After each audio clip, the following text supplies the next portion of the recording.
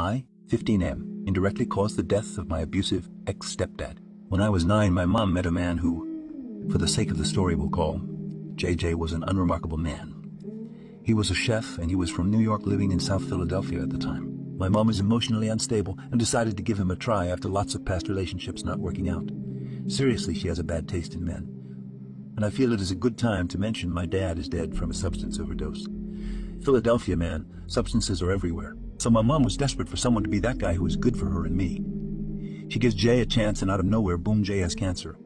Came out of the blue, and my mom's heartstrings were pulled by him, and she was attached to him for good. I was 9 at the time, so also I was a stupid kid who never thought my mom could be wrong.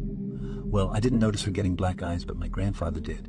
So one day at a corner store in my neighborhood, he decided to beat Jay black and blue. He was stuck on the couch for days, and looking back, brings a smile to my face. But he convinced my mom that my grandmother, who was manipulative, manipulated my grandfather to beat him up, so we have to move. After an intervention was held, holy effing poop, I was there, it was wild. My mom decided to move. We packed our things in our van, and I held my 90-pound Rottweiler on my lap, and we moved to effing Florida. Chapter 2. Effing Florida. I'm gonna admit, life kinda sucked here. For 5 years I was stuck in such a dumpster fire of a state with no family support. My mom was abused daily, and I was mostly mentally abused. I also lost my great-grandmother at this time, and I wanted to go back to Philly for the funeral, but Jay said no. Eventually, in 2021, my mom left Jay. And then the worst night of my life happened. Chapter 3, Halloween 2021. I was still in Florida. Shocker. And I went trick-or-treating with a younger friend.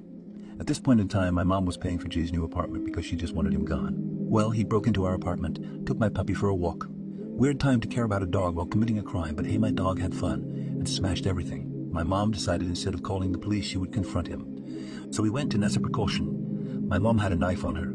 We went, and when we got there was a girl with Jay. A fight ensued, and I called 911. I also beat the everlasting poop out of Jay. Unfortunately, my mom couldn't see that, and thought Jay was winning. So she stabbed him.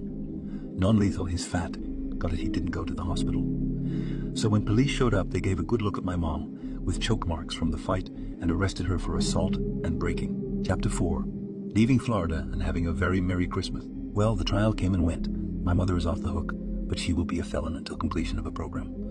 So we left him in Florida and decided to move back north to New Jersey. Like my mom breaking up with Jay was account to me because I pushed hard for it. Life continues. But November comes around, and I received news that made me burst out in laughter. Jay's sister came forward and told us he shot himself in the head. I even read his notes and everything. I ruined his relationship with my mom when karma came back. Life goes on, and he dies unloved and alone.